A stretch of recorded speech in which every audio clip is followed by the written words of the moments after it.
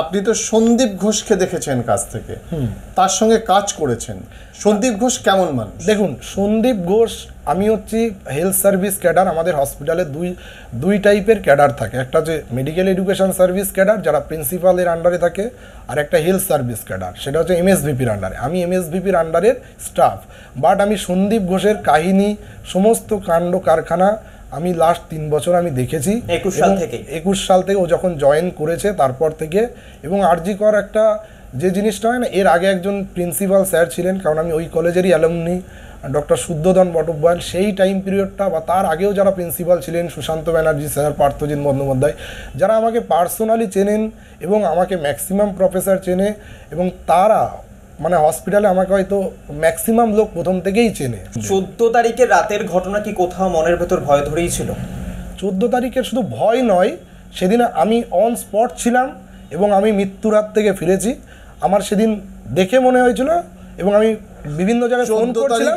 তাপসবাবু, 14 তারিখ রাতে আপনি কি দেখলেন আপনার কাছ থেকে? দেখুন, 14 তারিখ রাতের বেলা হঠাৎ করে, আমি থাকি আরজি করের পাশেই, হঠাৎ করে আমরা আরজি করে এলাম। সেদিন ওরকম ওই রাত ডাকার একটা সবাই, পুরো বেলগাছিয়া ফ্লাইওভার থেকে শ্যামবাজার পর্যন্ত লোকে লক্ষ লক্ষ লোক, তার মাঝখান থেকে আমরা আসছিলাম। এবং সেই জিনিসটা যাতে বাকি লোক দেখতে পারে, আমার একটা ভিডিও করার অভ্যাস ছিল। আমি সোশ্যাল মিডিয়ায় আমার ফেসবুকে দিতে থাকি, দিতে দিতে আমি আরজি করে ভেতরে ঢুকে যে এমার্জেন্সির মুখটা আছে, যেহেতু এমার্জেন্সিতে আমি ডিউটি করি, আমার পায়ের প্রবলেম আছে, আমি একটু ক্লান্ত হয়ে যাই, আমার জুনিয়রগুলোকে বলি তোরা একটু ঘোর, আমি এমার্জেন্সিতে গিয়ে বসবো। ওই অবস্থায় হঠাৎ করে 30-40 জন কোথা থেকে কিভাবে এলো, দুমদাম আরজি করের সামনে পুরো ভাঙতে শুরু করলো। 2-3টে লাঠির বাড়ি আমার উপরেও পড়লো। আমি কোনো রকম ঠেললাম। আমার একজন জুনিয়র ছিল, ওর একটু যে লম্বা চওড়া চেহারা, ও আমাকে ওখান থেকে টেনে কোনো রকমভাবে, এদিকে আমরা কোথায় যাব আমরা খুঁজে পাচ্ছি না, একবার এখান থেকে ওখানে, ওখান থেকে ওখানে। এই মুহূর্তে দাঁড়িয়ে ডাক্তারদের যে আন্দোলন, তার লক্ষ্য কি? তিলোত্তমার বিচার নাকি ডাক্তারদের নিরাপত্তা ও সুরক্ষা? দেখুন, তিলোত্তমার বিচার আমাদের ফার্স্ট প্রায়োরিটি, কিন্তু আপনাকে বুঝতে হবে, আমরা যেমন ডাক্তাররা ট্রিটমেন্ট করি, আপনি যখন ধরুন আমার কাছে কোনো পেশেন্ট আসলো, আমরা কিন্তু জ্বর দেখলে প্রথম দিন প্যারাসিটামল দিই, কিন্তু জ্বরটা কেন আসলো, ম্যালেরিয়া হতে পারে, ডেঙ্গু হতে পারে, তার জন্য আমরা ব্লাড টেস্ট করে কজটা খুঁজি।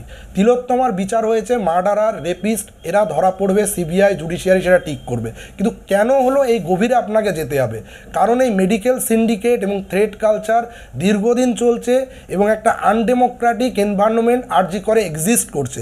তো জুনিয়র ডক্টর ফ্রন্ট বা আমরা সিনিয়র ডক্টর যারা আছি, আমাদের একটাই দাবি, বিচার বা তদন্ত, বিচার করবে কোর্ট, তদন্ত করবে সিবিআই।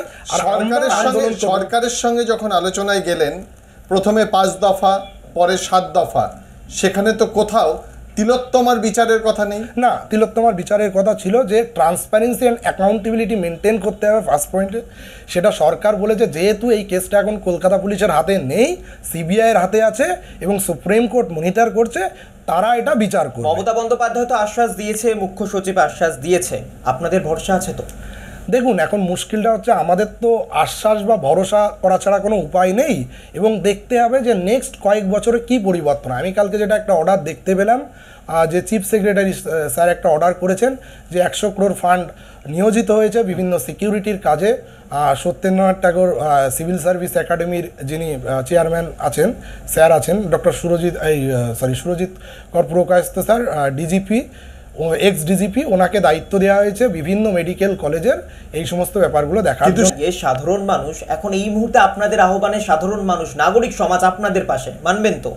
হ্যাঁ, নাগরিক। তাহলে ভবিষ্যতে যে ঘটনাগুলো, বা আগে আমরা পূর্বেও দেখেছি যে ঘটনাগুলো, অতিরিক্ত বিল, নার্সিংহোমের ব্যয়বহুল যে পরিমাণ, তা মানুষ সামলাতে পারে না, কোথাও গিয়ে ডেড বডি আটকে রাখা হয়, এমনও ভুরি ভুরি অভিযোগ রয়েছে, ডাক্তারদের বিরুদ্ধে অভিযোগ। সেই সাধারণ মানুষগুলো যারা আজকে আপনাদের পাশে, আপনারা থাকবেন তো ভবিষ্যতে তাদের? দেখুন, আমরা তো অবশ্যই থাকবো, কারণ এই আন্দোলনটা হয়েছে। আমি ধন্যবাদ জানাতে চাইবো নাগরিক সমাজকে, যারা ছিল বলেই আমরা আন্দোলন এতদূর নিয়ে যেতে পেরেছি, শুধুমাত্র ডাক্তারের তো নয়। দীর্ঘদিন ধরে সরকারি এবং বেসরকারি ডাক্তারদের বিরুদ্ধে অভিযোগ কমিশন প্রথা, অর্থাৎ যারা মেডিকেল রিপ্রেজেন্টেটিভ বা মেডিকেল ওষুধ প্রস্তুতকারক সংস্থা এবং ইনভেস্টিগেট করার যে এজেন্সি, অর্থাৎ মেডিকেল টেস্ট করার যে দোকান, যে সংস্থাগুলো, তারা বিভিন্ন সময় ডাক্তারদের কমিশন দেয়। এই অভিযোগের বাইরে কি ডাক্তাররা বেরোতে পারবে আগামী? একেবারে সংক্ষেপে। এখন দেখুন, এই ব্যাপারগুলো তো আমি একজন সরকারি ডাক্তার হয়ে মানে এই ওপিনিয়ন বা এই ডিসিশনটা তো আমি দিতে পারি না, কারণ আমার জীবনটা শুরু সরকারি হসপিটাল থেকে, এখনো সরকারি, আমার প্রাইভেটে না প্র্যাকটিস না ইয়ে। লাস্ট প্রশ্ন করব আপনাকে, আপনি এত সুন্দর বলছেন, খোলামেলা বলছেন, সাধারণ মানুষদের মধ্যে নাগরিক আন্দোলনের কথা বলছেন, জনজাগরণের কথা বলছেন, অনেকে প্রশ্ন তুলছে এই জনজাগরণ শুধু কি ডাক্তাররা দেখালেন না তিলোত্তমা শেখালেন? আপনি তো চাক্ষুষ দর্শন করেছেন, দর্শকদের যদি একটু ব্যাখ্যা। দেখুন, আমার ডিউটি ছিল, আমি বেসিক্যালি ক্রিটিক্যাল কেয়ার মেডিসিনে বাই দ্য টাইম পোস্টেড ছিলাম, কিন্তু as a emergency medical officer আমাদের মাঝে মধ্যে ডিউটি করতে হয় যখন কোনো এমার্জেন্সিতে ক্রাইসিস হয়, এবং আমি সেই দিন ক্রাইসিস এর জন্যই ফার্স্ট ডিউটি করি প্রায় 3 বছর পরে, কারণ আমার বেশ কিছু অপারেশন হওয়ার জন্য পোস্ট কোভিড কমপ্লিকেশানে ওই দিনই আমি ফার্স্ট ডিউটিতে যাই, মানে এমার্জেন্সিতে। তো রাত 8টা থেকে পরের দিন মানে 9 তারিখ সকাল 8টা পর্যন্ত, এই ডিউরেশনের ভেতরে কোনো কিছু আমি দেখতে পাইনি বা কোনো কিছু আনইউজুয়াল ঘটেছে অ্যাটলিস্ট আমার চোখে পড়েনি, কারণ একটা ডিপার্টমেন্টে অনেক দিন বাদে যখন ডিউটি করতে যেতে হয় তখন এমার্জেন্সি একটা ডাইনামিক এমার্জেন্সি, অনেক স্টাফ থাকে, অনেক টাইপের ডক্টর থাকে, মানে অনেক ক্যাটাগরি অফ স্টাফ থাকে, সো আমার পক্ষেও সম্ভব হয়নি। কিন্তু 9 তারিখে সকালবেলা মানে 8টায় আমার হ্যান্ডওভার শেষ হলো, এবং তারপরে আমাদের যে নেক্সট এমার্জেন্সি মেডিকেল অফিসার, মানে ওখানকার যে পার্মানেন্ট ফ্যাকাল্টি ডক্টর পলি সমাদ্দার ম্যাডাম, উনি আমারও ম্যাডাম ছিলেন বাই দ্য মানে তখন উনি ডিউটিতে আসেন, উনি 8টায় ঢুকে পড়েন আমাকে 8টায় হ্যান্ডওভার দেওয়ার জন্য, এবং আমি হ্যান্ডওভার ওনাকে দিয়ে দিই। দেওয়ার পরে যা হয় আমাদের কলিগদের মাঝে আমরা একটু চা বিস্কিট খেয়ে এই কথা বলতে বলতে অনেক দিন বাদে আমি ওখানে ডিউটি করছি, আমার হেলথ ইস্যু নিয়ে ডিসকাশন হওয়ার পরে আমি 9টার সময় বেরিয়ে যাই। তিলোত্তমার মৃত্যুর খবর আপনি ঠিক কটার সময় পান? আমি আমার ঘরে চলে যাই তখন 11টা 45 নাগাদ অ্যাপ্রক্স টাইম। আমার নিজের যে আমাদের হোয়াটসঅ্যাপ গ্রুপ আছে ব্যাচের, সেখানে একটা মেসেজ আসে যেরকম একটা কোনো মর্মান্তিক দুর্ঘটনা আরজি করে ঘটেছে, এবং সেই ঘটনা যখন আমি তখন তো ঘটনাক্রমে শুনে খুব শকড হয়ে গেলাম, যেরকম একটা ঘটনা রাতে ঘটেছে, আমি ডিউটি করে এলাম, আমি কিছুই জানি না। তখন যেটা হলো, তখন আমি বিভিন্ন জায়গায় মানে আমাদের এমার্জেন্সিতে আমার যারা পরিচিত ছিল আমি তাদেরকে সবাইকে ফোন করতে শুরু করি।